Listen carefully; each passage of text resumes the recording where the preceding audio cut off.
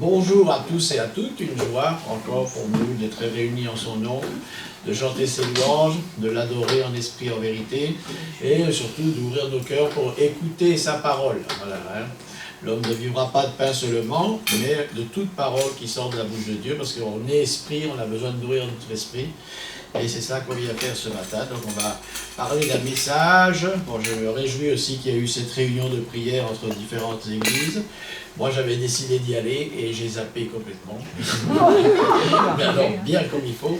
Parce que pour moi, en fait, pour le Seigneur, il y a une église, la sienne.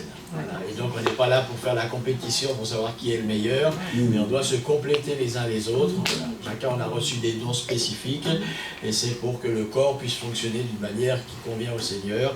Et c'est vrai que la tâche est tellement grande à Colmar, parce que des fois, on parle de mission. L'église, c'est une église missionnaire, et on pense à aller en Afghanistan, en Iran, ou en Afrique, c'est très bien. C'est formidable, parce qu'il y en a besoin. Et sinon, la mission, c'est d'amener l'évangile là où il n'est pas arrivé. Or, il se trouve qu'à Colmar, il y a encore beaucoup d'endroits où l'évangile n'a pas pénétré. Donc, il y a du travail. Dans l'œuvre du Seigneur, voilà, il n'y a pas de chômage technique. Donc, il y a du boulot pour tous ceux qui veulent. Hein. Hein, on se rappelle, enfin bon, je ne vais pas passer là-dessus. Donc je veux aussi souhaiter un très bon anniversaire à notre sœur Astrid. Est-ce qu'on lui souhaite un bon anniversaire?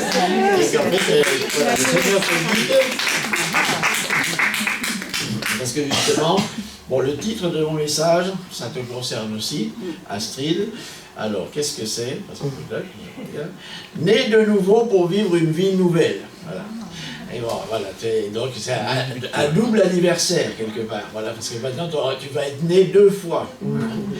Une fois de la volonté de tes parents, et maintenant ceux qui acceptent la parole de Dieu, qui croient en sa parole, en son nom, ils ont reçu le pouvoir d'être appelés enfants de Dieu, lesquels ne sont pas nés de la volonté de la chair ni du sang, mais de Dieu lui-même. C'est Dieu qui t'a engendré par sa parole de vérité, et c'est une nouvelle vie.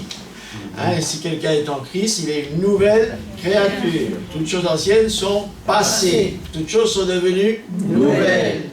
Et on a chanté « Attaché à la croix pour moi, tu as pris mon péché », c'est ça? Oui. Tu m'as délivré. Qu'est-ce que c'est? Il a pris mon péché. C'est quoi le péché?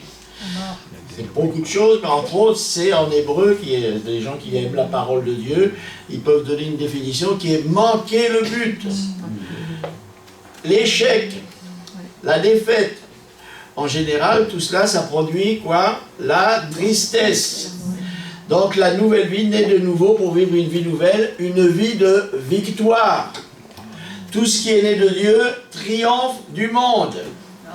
Et qui a une vie victorieuse? Celui qui croit que Jésus est le Seigneur. C'est tout, c'est par la foi. Voilà. Et le Seigneur nous donne une autre nouvelle vie. Et c'est vrai que dans le baptême, parce qu'en ce moment, hier, il y avait aussi l'école de disciples, on va dire ça comme ça. Parce que le but de Dieu, c'est que chaque enfant de Dieu né de nouveau, pour Dieu, c'est un serviteur de Dieu. Il a le potentiel de l'être, de le devenir. Et donc, c'est assez important, c'est que, en fait, c'est pour chaque enfant de Dieu, Dieu a prévu une vie de victoire qu'on va pouvoir manifester. Et c'est ça aussi notre témoignage. Parce que justement, quand on est nouveau, on reçoit sur nous une puissance, le Saint-Esprit qui survient sur nous, on est les témoins.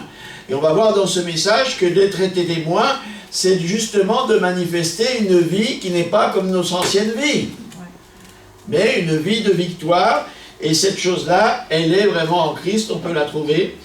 Et donc, un des noms que Dieu, parce que Dieu il a plusieurs noms dans la Bible, hein. Jéhovah Rapha, c'est le Dieu qui guérit, c'est aussi le Dieu, c'est notre pasteur, c'est le Dieu qui pourvoit, c'est le Dieu qui nous justifie, c'est le Dieu qui nous sanctifie. Mais il y en a un, c'est Jéhovah Nissi. Qu'est-ce que ça veut dire? Mais je suis sûr qu'il y en a qui savent ce que ça veut dire. Victoire, victorieux. Voilà. Dieu est ta victoire. C'est le Dieu qui te donne la victoire. Et donc, c'est ça qu'il faut penser, parce qu'en fait, on va voir aussi qu'il y a des conditions aussi, parce que si l'amour de Dieu est inconditionnel, ses promesses sont conditionnelles. Et cette promesse de victoire, on va voir qu'il y a quelques conditions à remplir pour rentrer pleinement dans cette victoire que Jésus-Christ nous a acquise. Donc c'est ça le but de mon message, hein, parce que le péché, on a dit, il a pris sur lui, quoi? nos échecs, nos défaites, pour nous donner une nouvelle vie, une vie de victoire. Pas tous à la fois, j'entends. Vous priez pour mes oreilles, je n'entends pas bien du tout. Voilà, parce qu'il faut confesser. En croyant du cœur, on parvient à la justice. En confessant de la bouche, tant que toi, tu ne vas pas croire que tu as une vie de victoire, et c'est un principe spirituel, il est fait selon ta foi. Tant que tu ne vas pas confesser que tu vas avoir la victoire, tu ne vas pas l'avoir. Dans les arts martiaux, on dit celui qui a gagné, il a gagné avant de monter sur le ring, parce que déjà, il s'auto-conditionne, je vais pour gagner. Et quand David il va aller rencontrer et confronter Goliath, lui il va pour gagner, il ne va pas pour perdre. On va le lire tout à l'heure, c'est intéressant. Parce qu'en fait, le diable, c'est lui qui veut nous intimider. La première stratégie de l'ennemi, c'est de nous terroriser. Parce que ça nous paralyse. Mais on va voir, si Dieu est en nous, ben, on est enthousiaste et en fait, on a la force de résister, on se soumet à Dieu. On résiste à l'ennemi et fuit là de nous, c'est l'héritage de n'importe quel enfant de Dieu né de nouveau. Déjà dans l'Ancien Testament, c'était ça. Et donc c'est pour vivre une vie de victoire, on va lire Deutéronome 28, 1 et 7. Et donc ça commence, c'est un chapitre de la parole de Dieu qui nous parle la bénédiction, si on obéit, la malédiction, si on désobéit. Parce que la foi qui sauve, c'est la foi qui obéit. Il est devenu l'auteur d'un salut éternel pour ceux qui obéissent. Donc ça fait la vraie foi, elle obéit. Donc Deutéronome, je vais lire simplement le verset 1 et 7, et le 7. Si tu obéis à la voix de l'Éternel ton Dieu en observant, en mettant en pratique tous ces commandements que je te prescris aujourd'hui, l'Éternel ton Dieu te donnera la supériorité sur tous tes ennemis, on va dire. Je change un petit peu, c'est sur toutes les nations, mais on change un petit peu, parce que la bénédiction, en fait, dans ce chapitre, elle est au niveau national. Béni soit bienheureuse la nation de laquelle l'Éternel est Dieu. Dieu ne fait pas de favoritisme, mais si on intronise Dieu comme gouvernant de notre nation, la nation va être bénie. Mais bon, ce n'est pas le thème de mon message.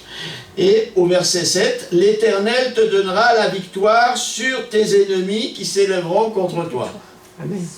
Donc ça, en fait, c'est aussi une promesse. Dès que tu es né de nouveau, il y a des ennemis qui vont se lever contre toi. Mais qu'est-ce qui va se passer? Dieu te donne la victoire sur eux, donc tu n'as pas besoin d'avoir la crainte. Parce que si Dieu est pour toi, qui sera contre toi? Ils sortiront contre toi par un seul chemin, ils s'enfuiront devant toi, devant 7 chemins, par 7 chemins. Et donc c'est vrai que la vie du chrétien, on va voir que elle est belliqueuse. On doit devenir des soldats. C'est Paul qui dit à Timothée, son enfant dans la foi, « Souffre avec moi comme un bon soldat de Jésus-Christ. » Il n'est pas le soldat qui veut s'affaire aux affaires de la vie, s'il veut plaire à celui qui l'a enrôlé. Jésus-Christ, par son sang, il nous a rachetés, on est à lui, et il nous a mis dans son armée. Parce qu'en fait, Jésus, c'est aussi le chef de l'armée de l'Éternel. Bon, c'est une révélation qui n'arrive pas tout de suite, parce qu'en fait, Dieu, il sait que les bébés, Amaury, c'est ça, hein? Alors, il a 4 ans, on ne va pas le mettre au front de bataille, hein? Pour aller à la guerre, il faut déjà faire le service militaire avant, et donc cette école de disciples, en fait, c'est un service militaire spirituel pour qu'on puisse combattre, pour avoir une vie de victoire, parce qu'il ne faut jamais oublier une chose, la victoire n'est réservée à une seule catégorie de personnes, à ceux qui acceptent de combattre. Si tu refuses de combattre, la victoire, tu vas l'avoir chez les autres. Et toi, non. Tu vas entendre les témoignages des autres. Mais toi, tu vas rester, parce qu'en fait, c'est personnel. Alléluia. Et on va lire dans le Nouveau Testament, parce que ça, c'était l'Ancien Testament, ce qu'on vient de dire. Alors, hop, il est rebelle. 1 Jean 5, 4 et 5. Ça, c'est des versets qu'on devrait mémoriser pour tout le temps. Qu'est-ce qu'il y a? 1 Jean 5, 4 et 5. Tout ce qui est né de Dieu triomphe du monde. Donc, c'est ça la nouvelle naissance. Quand on accepte Jésus-Christ, si tu n'es pas d'eau et d'esprit, tu ne peux pas rentrer dans le royaume de Dieu. Mais si tu es né d'eau et d'esprit, de nouveau, tu es comme ça. Et tu es né de nouveau, tu es né de Dieu. Tu triomphes du monde. Donc, tu deviens un vainqueur. Dis, je suis un vainqueur. Je suis un vainqueur. Parce que Dieu m'a fait à son image. Parce que Dieu m'a fait à son image. Et image. Dieu, il n'échoue jamais. Et je suis le projet de Dieu. Et le projet de Dieu n'échoue jamais. Ben, des fois, il ne faut pas abandonner, parce que moi, des fois, on tombe et on se dit, on se décourage. Et en fait, on se relève. C'est ce qu'on disait hier à l'école avec la sœur. Et donc, on disait, mais là, c'est vrai qu'elle a un enfant de 4 ans. Alors, donc, elle l'a vu apprendre à marcher. Et quand un enfant, il apprend à marcher, des fois, il tombe. Est-ce que ça inquiète beaucoup le papa et la maman quand ils tombent? Non, parce que, bon, ce qui l'inquiète, c'est quand ils ne se relèvent pas. Ben, Dieu, c'est la même chose avec nous, on est ses enfants. Le fait qu'on tombe, ça ne l'affole pas du tout, parce que lui, il savait déjà qu'on allait tomber. Simplement, il permet qu'on tombe pour qu'une fois, on en ait marre de tomber, et puis qu'on décide de ne plus tomber. Mais c'est une décision personnelle qu'on doit prendre. Mais c'est vrai que si Dieu il voit qu'on ne se relève pas, là, pour lui, c'est un problème. Hein? Donc, et la victoire qui triomphe du monde, c'est notre foi. Qui est celui qui a triomphé du monde? Point d'interrogation. Celui qui croit que Jésus est le Fils de Dieu. Donc la condition, elle est simple. Je crois ça, c'est suffisant. Voilà. Et Dieu me donne son Saint-Esprit, parce qu'en fait, on va voir ça, que Dieu ne nous a pas laissés orphelins, il nous a donné tout ce qui contribue à la vie et à la piété, pour qu'on puisse vivre une vie de victoire. Dieu ne va jamais nous demander quelque chose, et il ne nous a pas donné les moyens pour que ça arrive. Hein, c'est Jéhovah Jireh, le pourvoyeur, il pourvoit à tout ce dont on a besoin pour qu'on devienne des gens victorieux. Et il faut bien s'imprégner ça dans la tête, je suis plus que vainqueur. Pourquoi? Parce que Jésus est pour moi. Et c'est le grand vainqueur. Donc la victoire est uniquement pour ceux qui acceptent de combattre. Ça c'est important à noter. Et vous allez voir que la parole de Dieu, elle est très claire là-dessus. Et qu'on doit accepter, à un moment donné, que notre vie est un combat. Hein, Paul, il parlait à Timothée en disant « combat, le bon combat de la foi ». Mais c'est vrai qu'aussi, pour aller à la guerre, il faut déjà faire le service militaire, il faut se préparer. S'il y a un manque de préparation, et le défaut de préparation, c'est la préparation parfaite à avoir des échecs. Donc il faut se préparer, hein, à être des victorieux. Et une chose très importante pour nous, dans le monde spirituel, c'est vrai qu'il y a une analogie entre le monde matériel, naturel et le monde spirituel, il y a un parallèle, mais dans le monde naturel, c'est vrai que la croissance spirituelle prend du temps. Dans le monde spirituel, ça peut être beaucoup plus rapide parce que ça ne vient pas du nombre des années, ça vient de l'acceptation des responsabilités. Et ça, c'est important pour nous de savoir, c'est ça qui va nous rendre mûrs, c'est qu'on accepte la responsabilité, et là, on va voir une croissance rapide. Et c'est pour ça qu'il y a des chrétiens qui, très rapidement, prennent des responsabilités, et qui sont reconnus par le Seigneur. Donc, si on revient, tout l'Ancien Testament, ça a été écrit pour notre instruction à nous qui sommes arrivés à la fin des siècles, parce que c'est l'ombre des choses à venir. Et donc, on va voir 2-3 petites choses qui s'est passé quand il y a eu la sortie de l'esclavage de l'Égypte.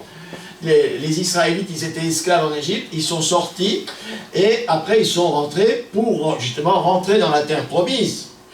Et c'est vrai qu'ils ont tous été, c'est Paul qui parle dans Corinthiens, ils ont tous été baptisés dans la mer. Donc en fait, il y a une analogie avec notre baptême. Et il y a une chose intéressante, je lis dans Exode 12, 40-41, le séjour des enfants d'Israël en Égypte fut de 430 ans. Et au bout de 430 ans, le jour même, toutes les armées de l'Éternel, comment Dieu il appelle son peuple? Les armées. Ah bon? Et il y a quoi dans une armée? Des soldats. Ah bon. Donc c'est des révélations, vous allez voir, ça va venir, parce qu'en fait, si on n'accepte pas ça, la victoire, on ne va pas l'avoir. Donc c'est pour ça qu'il faut bien se reprogrammer. Hein? Il faut se reprogrammer pour justement pouvoir se battre. Et au bout de 430 ans, le jour même, toutes les armées de l'Éternel sortirent du pays d'Égypte. Après, on va dans le chapitre qui suit, après le Exode 12, c'est Exode 13. Et les enfants d'Israël montèrent en armes hors du pays d'Égypte, c'est intéressant. Le verset 17, lorsque Pharaon laissa aller le peuple, Dieu ne le conduisit point par le chemin du pays des Philistins, quoique plus proche. Car Dieu, il sait qui on est. Donc, il dit à ses enfants, pourquoi il leur a pas fait prendre le chemin le plus court? Parce qu'il y avait des Philistins. Alors, qu'est-ce qu'il s'est dit, Dieu, dans son intelligence, qui est omniscient? Dieu dit, le peuple pourrait se repentir en voyant la guerre. Dieu, il sait très bien que quand on est un jeune chrétien, on peut avoir peur, terrorisé, et donc, et retourner en Égypte. Ça veut dire retourner dans le monde. Parce que quand on va voir qu'il y a un combat à mener, vous savez, quand même, le combat, moi je suis pacifiste. Moi, j'aime pas la guerre, donc je retourne chez moi. Hein. Et ça, c'est accepter le statu quo du diable. Tu restes tranquille, tu fais rien, tout va bien. Mais si tu commences à manifester ta foi, moi je m'oppose à toi. Et les seuls qui ont des victoires, c'est des gens qui relèvent le défi.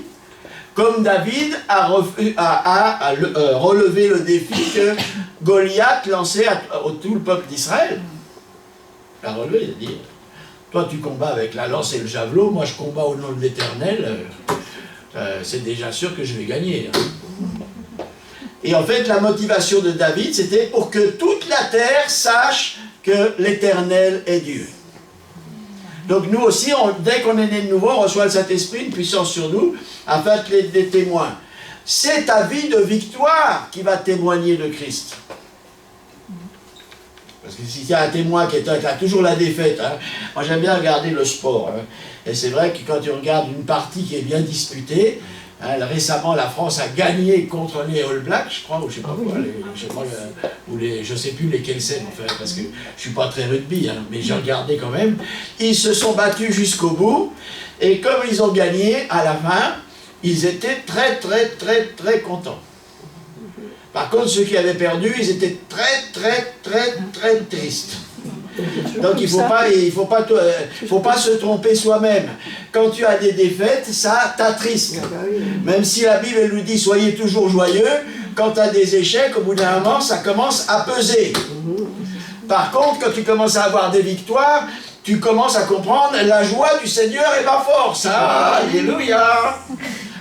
Parce que tu as des victoires. Donc la victoire, ça va avec la joie, et l'échec, ça va avec la tristesse. Qui c'est qui veut être joyeux? Donc, il y a une condition, hein, là, hein. Voilà. Et le verset, alors, mon Dieu fit faire au peuple un détour par le chemin du désert. Donc Dieu, il dit, si je les amène tout de suite à la guerre, ils vont retourner. Donc pour les jeunes baptisés, il ne faut pas avoir peur. Hein. Dieu, il va pas les exposer. Il ne vous est pas arrivé une épreuve au-dessus de vos forces. Amen. Dieu, il mesure. Le bébé, il ne va pas le mettre en face de Goliath. Déjà, il faut qu'il prenne des forces.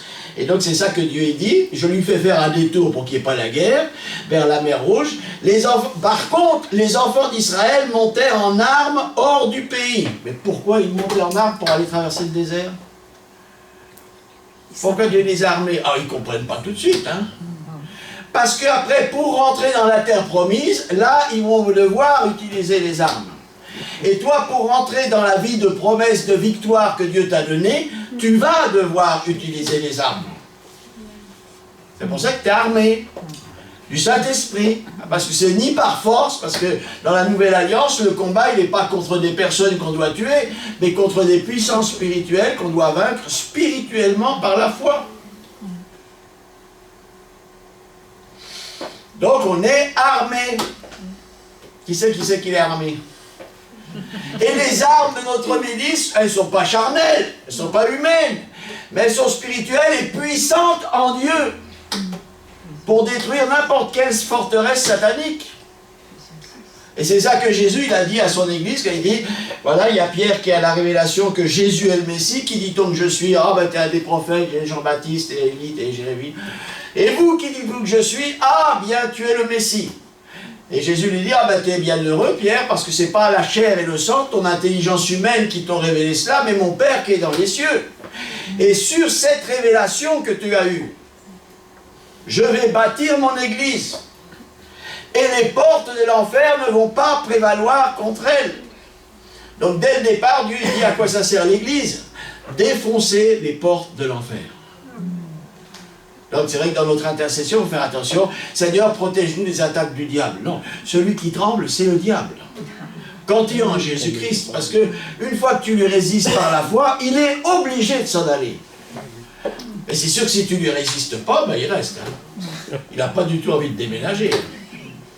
Ah, ça fait des années qu'il a pris le territoire ici. Il va s'en aller, mais dans la mesure où nous, on va commencer à utiliser les armes de notre milice qui sont puissantes pour mettre à terre les murailles d'incrédulité qu'il y a sur cette ville et sur ce pays. Donc dans la nouvelle alliance, on est le nouveau, et Dieu il nous arme, hein, vous recevrez une puissance, le Saint-Esprit survenant sur vous, vous serez mes témoins, comment?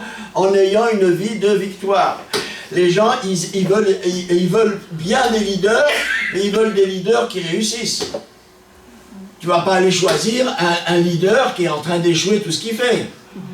Et celui qui médite la parole de Dieu, qui est rempli du Saint-Esprit, tout ce qu'il fait, lui, réussit. Ah, d'accord. Mais il n'en est pas ainsi des méchants, des incrédules. Hein? Voilà, notre témoignage, c'est notre vie de victoire. Et ça, c'est important pour nous. Et notre vie de victoire dans la Nouvelle Alliance, c'est pas par nos propres forces, c'est par mon esprit. Dès que tu es rempli de l'esprit, tu deviens invincible. Et on va le lire aussi, qu'est-ce que c'est. Alors, pourquoi sont-ils armés? Ben, tout simplement, parce que pour entrer dans la terre promise, on le voit avec Josué, quand Moïse il va mourir, donc le salut, en fait, il se passe en 2 temps, la libération de l'esclavage en Égypte, et après la rentrée dans la terre promise. C'est deux étapes différentes, c'est pour ça que Dieu a permis, la première étape était, le leader c'était Moïse, et dans la deuxième c'était Josué. Et qu'est-ce qu'il lui a dit à Josué? Josué 1, 5 et 6, pour ceux qui prennent des notes pour relire, pour voir si c'est la parole de Dieu. Nul ne tiendra devant toi. Donc quand tu es en Jésus-Christ, qu'est-ce qui se passe? Nul ne tiendra devant toi. Tant que tu vivras, je serai avec toi comme j'ai été avec Moïse. Je te délaisserai point, je t'abandonnerai point. Fortifie-toi et prends courage. Et donc ça c'est intéressant, le courage. Parce que nous on veut imiter Jésus-Christ. Mais Jésus-Christ c'est la personne la plus courageuse qui existe. Et c'est quoi le contraire du courage? La peur. On va dire même la lâcheté. Hein.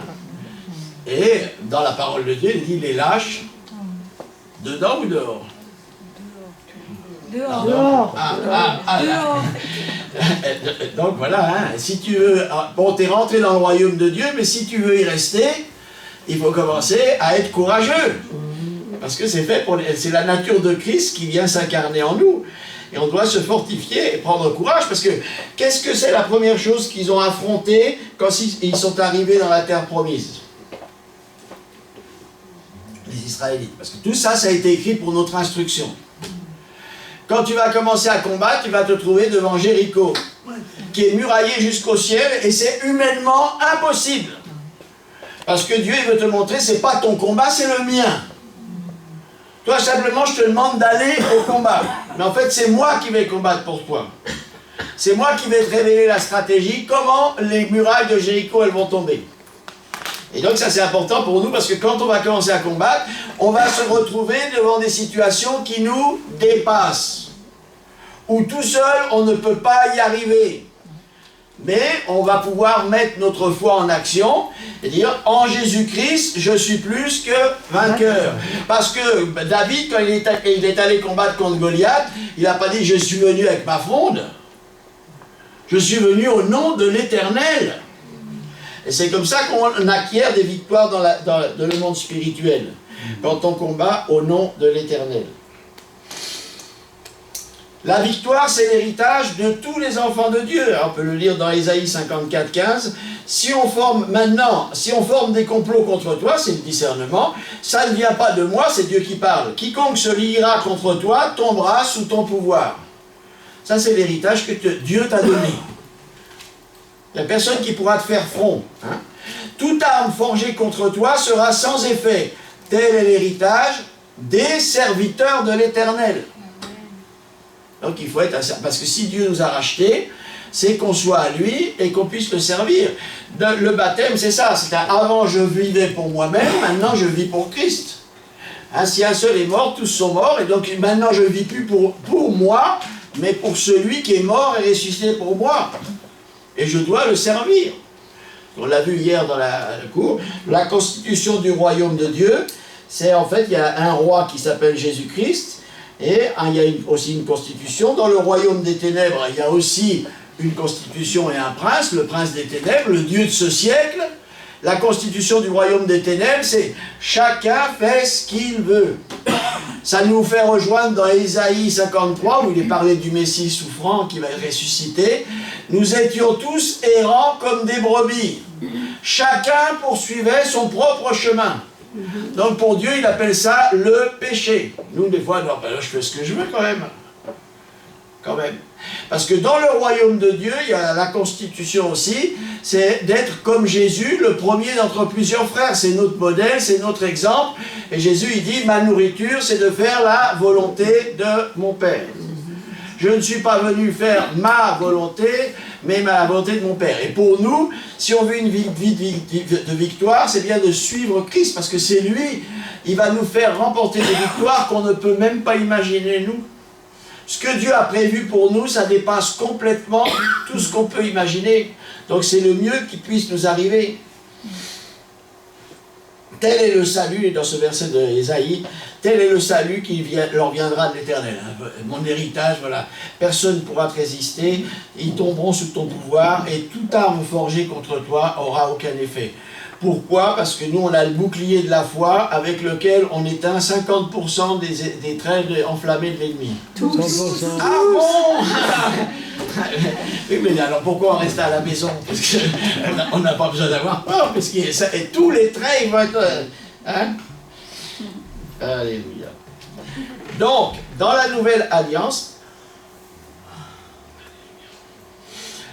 le chrétien né de nouveau est un soldat. Hein, on l'a dit, hein, souffre avec moi comme un bon soldat de Jésus-Christ. Et dans Éphésiens, il est bien dit aussi la même chose. Éphésiens 6,10, qu'on cite souvent quand on va prier et intercéder. Et fortifie-toi dans le Seigneur par sa force toute puissante. Et revêt-toi de toutes les armes de Dieu afin de pouvoir tenir ferme contre toutes les ruses du diable. Bon, après, il va expliquer qu'est-ce que c'est les armes. Ce n'est pas des armes charnelles, c'est la vérité, c'est la justice, c'est le zèle, c'est la foi, c'est le salut que Dieu nous a donné, et surtout, l'arme offensive que Dieu nous a donnée, c'est la parole de Dieu. La mission de l'Église, on l'a vu, elle est belliqueuse, c'est justement de renverser les portes du diable. Hein. Les portes de ce temple, par exemple, elles sont là pour que quand on n'est pas là, on ferme à clé, et en fait, le voleur, il ne peut pas rentrer. Ah, ça sert à ça. Et donc, Dieu, il dit, eh ben, même, ça fait partie de l'arsenal défensif du diable. Et Dieu, il a déjà prophétisé, voilà, l'Église que moi je vais édifier, qui va être dans le Saint-Esprit, les portes de l'enfer ne vont pas prévaloir, elles vont céder, et on va pouvoir accomplir notre mission d'aller libérer les captifs du diable. Parce que l'onction, qu'est-ce qu'il dit là, dans Ésaïe 61? L'onction du Seigneur est sur moi, c'est ça? Hein? Il m'a oint pour annoncer une bonne nouvelle aux pauvres, et en fait, guérir ceux qui ont le cœur brisé, et libérer ceux qui sont captifs. Et pour aller libérer les captifs, il faut que les portes du royaume des ténèbres, elles soient renversées. Et donc c'est ça l'autorité que Dieu nous a donnée. Alléluia. Donc,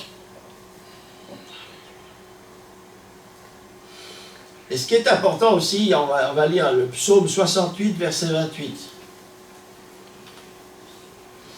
La bataille qu'on va gagner, se gagne ou se perd avant de la confronter. C'est dans notre tête, dans notre cœur. Et Dieu, là, il dit une parole importante. Ton Dieu ordonne que tu sois puissant. Donc c'est la volonté de Dieu. Et on va se mettre, Dieu c'est notre Père. Alors regarde, on va dire à Natacha, est-ce que tu aimes bien quand Mathias, il est faible ou quand il est fort? Eh bien Dieu c'est pareil. Quand il voit qu'on est fort, il est content. Et quand on voit qu'on est, et quand il voit qu'on est faible, il n'est pas content. Mais parce qu'il nous a tout donné pour qu'on soit fort. Si Dieu il nous demande d'être fort, si on a compris que Dieu est avec nous comme il est tout puissant, qui c'est qui va pouvoir tenir contre nous? Personne. Et toujours comprendre, c'est Dieu qui donne la victoire, c'est pas à moi de la prendre. On va lire Deutéronome 7, 17 à 21. Peut-être diras-tu en ton cœur, ces nations sont plus nombreuses que moi, comment pourrais-je les chasser? Tant que tu combats par tes forces, tu ne vas pas y arriver. Hein, ouais. Comment? Parce que tu vas être confronté à des situations qui te semblent insupérables. Comme quand le peuple est arrivé dans la terre promise, il y avait Jéricho, il dit, ah ben là, ça, on ne va pas y arriver. Hein. Oui, parce que sans Dieu, tu ne vas pas y arriver, mais avec Dieu, tu vas y arriver. Amen. Ne les crains point, rappelle à ton souvenir ce que l'Éternel ton Dieu a fait à Pharaon et à toute l'Égypte, les grandes épreuves que tes yeux ont vues, les miracles, les prodiges, la main forte et le bras étendu, quand l'Éternel ton Dieu t'a fait sortir, ainsi fera l'Éternel ton Dieu à tous les peuples que tu redoutes. Donc de Dieu, ce qui nous l'appelle, aie un peu de mémoire, lis ta Bible, tu verras que chaque fois que les gens ils se sont confiés en moi, ça c'est bien terminé. Hein. Celui qui croit en moi, il ne sera pas confus. Hein. Il ne sera pas confus. Ne sois pas point effrayé à cause d'eux, car l'Éternel ton Dieu est au milieu de toi, le Dieu grand et terrible, c'est lui qui combat pour toi. Donc quand tu es en train de te battre, c'est pas, ça me rappelle, qui c'est qui avait vu le film de Jean-Jacques Hano avec l'ours? Oui. Alors à la fin, bon, c'était un petit ours orphelin qui est adopté par quelqu'un, puis après il doit se reséparer, et le petit ours, bah, il commence sa vie tout seul, et il se retrouve confronté à une panthère qui veut s'en faire à son déjeuner, et donc le petit ours, il se rappelle, tout d'un coup, il dit, oh là, je vais me faire manger, et donc il ne s'est pas prié, lui, alors donc il se rappelle par contre ce que fait le grand ours, c'est des grizzlies, et le grizzly, en fait, une de ses techniques pour impressionner son adversaire, il se lève. Et alors le petit ours, il se lève. Et on voit que le petit ours, et la panthère, elle s'en va. Et puis après, il y a un autre plan, parce que la caméra, elle tourne. Et puis en fait, derrière, on voit, c'est le père qui a retrouvé le petit ours, et qui s'est levé. Alors la panthère, elle a bien compris. Et toi, quand tu vas combattre au nom de Jésus-Christ, le diable, il ne te voit pas toi. Il voit Jésus-Christ derrière. Et là, il dit, c'est le temps de se barrer. C'est le temps de sauver sa peau. Voilà. Hein? Et donc, ça c'est une bonne image. Parce que la stratégie numéro 1, qu'on le voit avec Jéricho, tout ça, c'est de terroriser l'ennemi. On voit maintenant, il y a une guerre en Europe terrible. On est tous concernés. Parce que maintenant, on dit c'est une guerre même contre l'OTAN, entre la Russie et l'OTAN, tout ça. Et qu'est-ce que c'était la stratégie de Poutine? Pourquoi il a pensé qu'en 3 jours, il allait gagner? Parce qu'il les a terrorisés. Parce qu'il sait très bien que si les gens ils sont terrorisés, ils ne bougent plus. Parce que tout le peuple en Russie, ils ne sont pas vraiment pour Poutine en ce moment. Parce que les mamans qui envoient leurs fils pour être la chair à canon, ça ne leur plaît pas du tout. Hein. Mais en fait, ils sont terrorisés, ils ne bougent plus. C'est des victimes.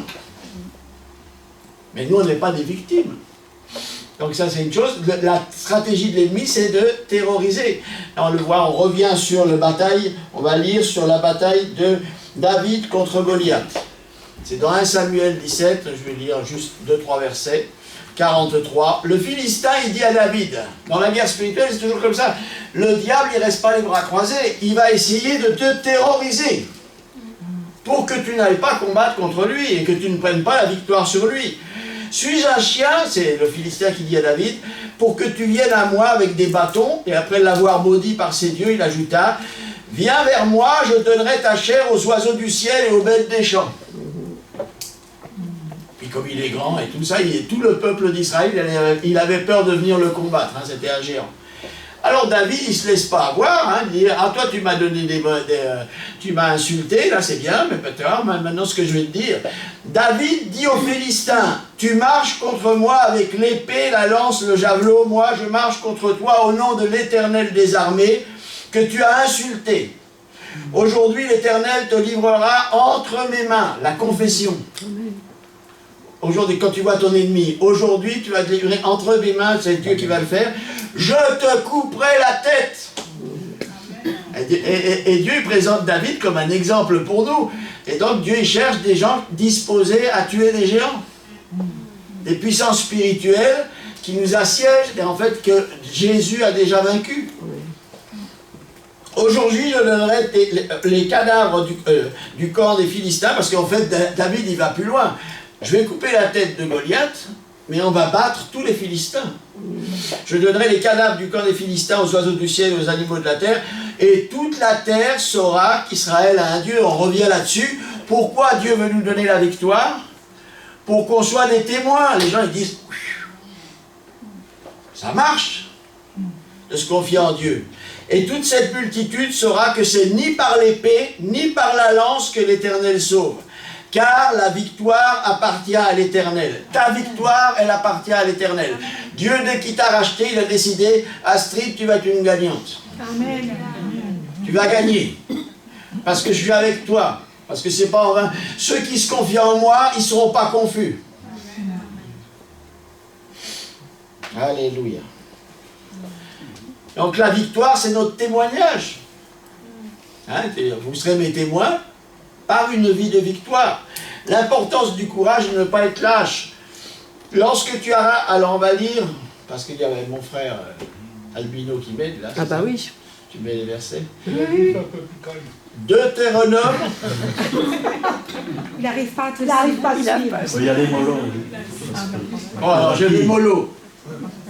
Attendez, faut que je regarde. Puisque la victoire, on l'a. Voilà. Alléluia. Lorsque tu auras... Alors donc c'est des principes, hein, on dit l'Ancien Testament au nombre des choses nouvelles, et en fait il y avait des lois sur la guerre, vous saviez ça, dans le peuple d'Israël? C'était une armée, donc il y avait des lois. Lorsque tu... Alors c'est dans Deutéronome 20, 1 à 5, après on va lire, on va sauter au 8. Lorsque tu iras à la guerre contre tes ennemis, que tu verras des chevaux et des chars et un peuple plus nombreux que toi. Ce qu'on voit avec nos yeux humains.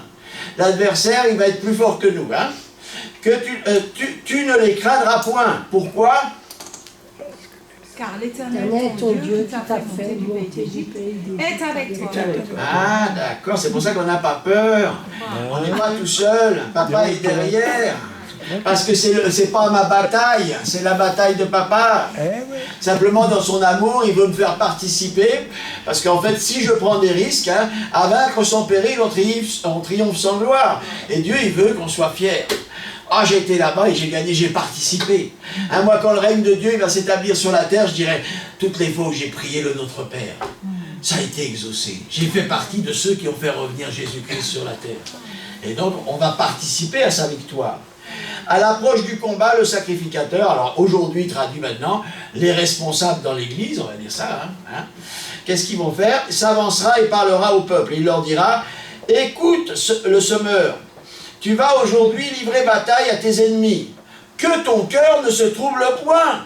Sois sans crainte, ne t'effraie point. Ne t'épouvante pas devant eux. Parce qu'ils vont venir, mais il ne faut pas avoir peur. La première règle, la stratégie du diable, c'est de terroriser.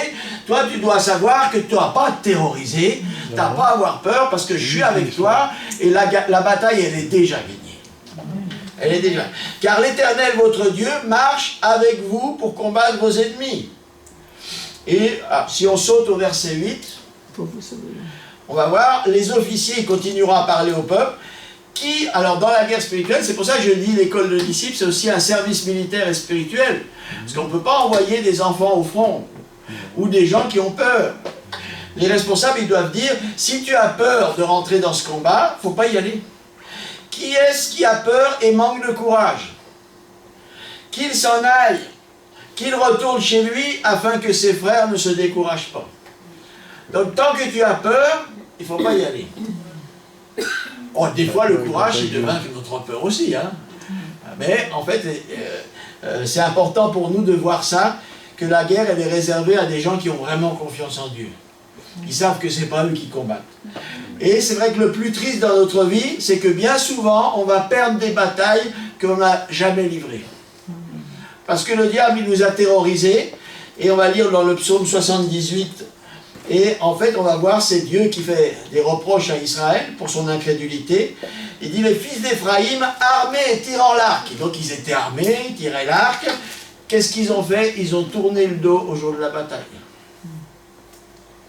Aujourd'hui, dans une armée, quand il y a un déserteur, qu'est-ce qui se passe? Par exemple, dans l'armée russe, qu'est-ce qu'ils font aux déserteurs? Voilà. Bon, nous, Dieu ne nous fusille pas, mais est-ce qu'il est content? Quand on tourne le dos au jour de la bataille, hein? C'est pas, hein? Ils ne gardèrent point son alliance de Dieu, ils refusèrent de marcher selon sa loi, ils mirent en oubli ses œuvres, ses merveilles qu'il leur avait fait voir. Devant leur père, il avait fait des prodiges. Donc Dieu, il fait des prodiges, et hier, il va les faire maintenant, dans la mesure où nous, on met notre confiance en lui. Et c'est vrai qu'il faut faire attention à ce qu'il y a dans notre cœur. Si on pense que nos ennemis sont trop forts, mes épreuves, elles sont trop dures. Hein? Ah, c'est trop dur, j'y arrive plus. Se rappeler toujours, Dieu ne permettra pas que tu sois éprouvé au-delà de tes forces. Et avec l'épreuve, il a déjà préparé le moyen que tu t'en sortes. Parce que Dieu, il est bon. Hein, la parole de Dieu dit, qu'importe les difficultés, les épreuves, si Dieu est de mon côté, je suis déjà gagnant. Et donc, on doit faire attention à ce qu'on pense, à notre discours intérieur, à ce qu'on se dit à soi-même, parce qu'il sera fait selon ta foi. Vas-tu croire ce que tu ressens, la peur, les craintes que tu ressens, ou ce que dit la parole de Dieu? Et si tu mets ta confiance dans la parole de Dieu, tu vas gagner. Et il faut faire attention aussi qu'on est dans une guerre. Dans une guerre, il y a des batailles qu'on va perdre. Est-ce que c'est dramatique? Non, parce que l'important c'est de gagner la guerre.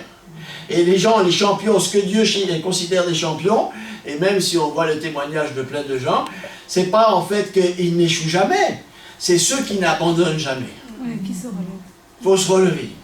Parce que ça va être un combat. Mais on est tombé, tac, il m'a eu, après je me relève, et c'est tout. Donc si tu veux expérimenter une vie de victoire, il faut que tu saches et que tu comprennes que Dieu est ton Père, et qu'il a prévu déjà de te donner la victoire. Pourquoi? Parce que tu es son enfant, c'est l'héritage que tu as reçu. Mais souvent, en fait, tu n'as pas de victoire parce que c'est toi qui ne veux pas. C'est toi qui décides, non, j'y vais pas, c'est trop dangereux.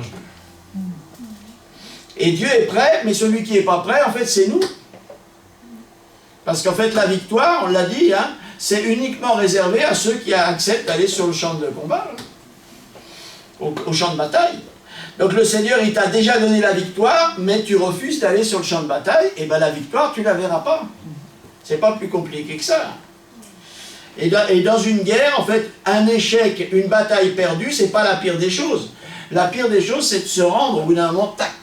Et Dieu, il dit non, on a une nature de vainqueur, on se relève. Et on continue le combat. Et si tu veux expérimenter la victoire, qui c'est qui veut expérimenter la victoire? Alors, c'est des gens qui veulent être joyeux, c'est déjà bien, c'est une saine pensée, hein, on veut sortir de la tristesse. Tu dois commencer à faire ce que tu n'as encore jamais fait. Parce que si tu veux qu'il y ait des choses qui changent dans ta vie, il faut faire... C'était Einstein qui disait, la folie de l'homme, elle se démontre que les gens, en faisant toujours les mêmes choses, ils attendent des résultats différents.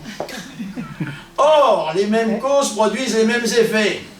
Donc si tu veux des victoires, il va falloir commencer à faire des choses que tu n'as jamais fait avant et accepter quand Dieu il te dit qu'il y a un combat à mener, de le mener. Parce que tu vas avoir une victoire. Et le fait que tu aies une petite victoire, tu vas dire, ah mais ça marche. Et tu vas pouvoir commencer à t'attaquer à des choses de plus en plus grandes. Jusqu'à couper la tête des géants. Mais il faut commencer, parce que David, il n'a pas commencé par tuer Goliath. C'était dans son ADN, il fallait combattre, il était pasteur, il gardait les brebis de son père, et quand il y avait un ours qui arrivait, il fallait aller le zigouiller. Quand il y avait un lion qui arrivait, il fallait aller le tuer. Donc on s'entraîne. Voilà. Quand il y a un chat noir, j'ai décidé de ne plus avoir peur.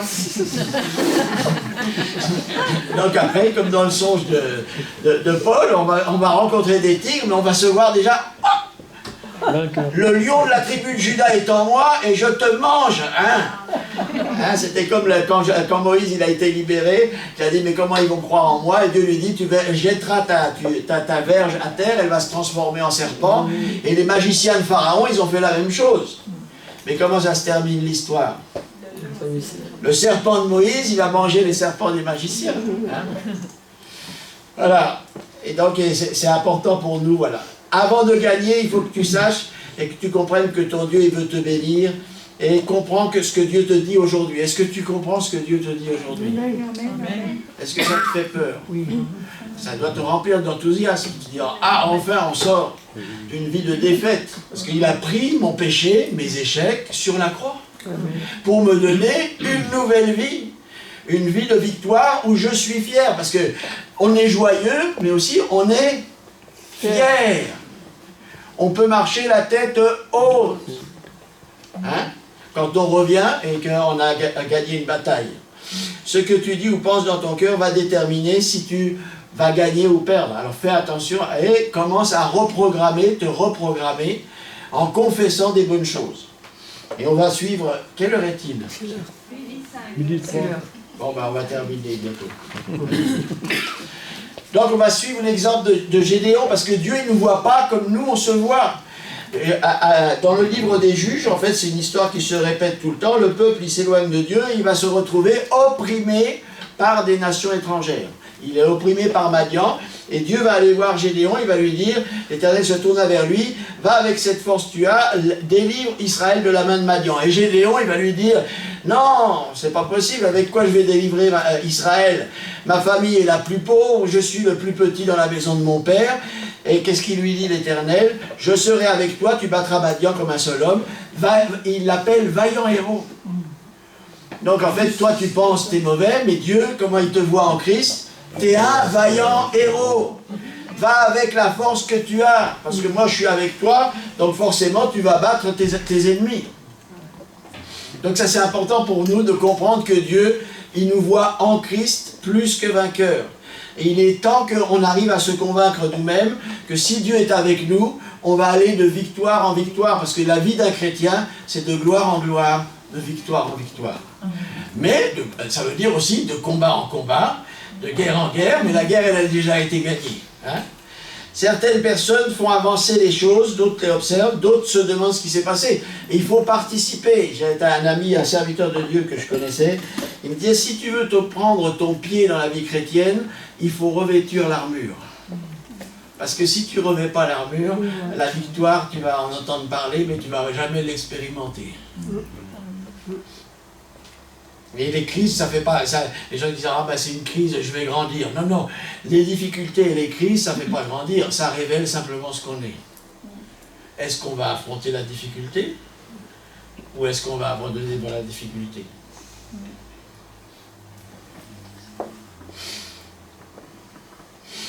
Et je termine comme ça. La marque distinctive des vainqueurs. Les vainqueurs ne s'appuient pas sur leur propre sagesse, mais ils s'efforcent de reconnaître le Seigneur dans toutes leurs voies. Et en fait, comme je l'ai dit, ce n'est pas notre combat, c'est le combat de Dieu. Et une démarche très positive pour ceux qui vont gagner, c'est d'être conscient, c'est des paradoxes. Être conscient de notre propre péché, de notre propre incapacité et un pas de géant vers la victoire. Parce que tant que tu combattras avec tes forces, tu n'auras pas de victoire. C'est là que ce que Paul dit, c'est quand je suis faible que je suis fort, parce que c'est Dieu qui combat pour nous. Et les victoires qu'on va prendre dans notre vie, c'est pas nous, c'est Dieu. Amen. Donc c'est pas à toi. Toi, tu obéis à Dieu. Ton rôle, c'est d'obéir et faire ce que Dieu te demande. Et Dieu, c'est lui qui te donne la victoire. Amen. La victoire ne peut être que le fruit de la présence de Christ dans nos cœurs. Et si tu as, c'est par l'Esprit. Et c'est comme ça qu'en fait les héros de la foi, ils ont été décrits comme des gens victorieux. Par la foi, ils ont vaincu des royaumes. Hein, si on fait l'analogie, c'était l'ombre des choses à venir, c'était les anciens dans l'Ancien Testament qui avaient reçu un bon témoignage favorable parce qu'ils avaient cru dans le Seigneur, mais surtout, voilà, ils ont, leur foi, elle a produit quelque chose. Ils ont été victorieux, ils ont vaincu des royaumes, ils ont exercé la justice, ils ont obtenu les promesses, ils ont fermé la gueule des lions. Nous, on peut fermer la gueule du lion, l'adversaire, comme un lion rugissant, on lui ferme, au nom de Jésus-Christ, maintenant, hop, je te résiste avec une foi ferme et tu t'en vas. Ils éteignirent la puissance du feu, échappèrent au tranchant de l'épée, guérirent de leur maladie. Ils furent vaillants à la guerre. C'est-à-dire, je te prie, c'est-à-dire que nous soyons vaillants à la guerre. Que nous soyons des vaillants. Et ils ont mis en fuite des armées étrangères. Et c'est vrai qu'il y a des armées étrangères qui s'opposent. Mais nous, on les met en fuite. Au nom de Jésus-Christ. Seigneur éternel, nous te remercions, Seigneur. Parce que nous sommes tes enfants, Seigneur. Tu nous as racheté à un grand prix, nous sommes nés de nouveau, tu nous as partagé ta nature divine. Et tu nous donnes du courage, Seigneur. Tu nous donnes de nous efforcer, d'être vaillants, de prendre courage, Seigneur, pour être à ton image. Merci parce que toutes choses concourent au bien de ceux qui aiment Dieu, Seigneur. Toutes les circonstances qui sont devant nous, c'est toi qui les as prévues, Seigneur, afin que nous puissions, Seigneur, expérimenter la grâce que tu nous as donnée d'être plus que vainqueurs en toi. Te remercions, Seigneur. Et je vais demander à tous ceux qui veulent rentrer dans une vie de victoire de se lever.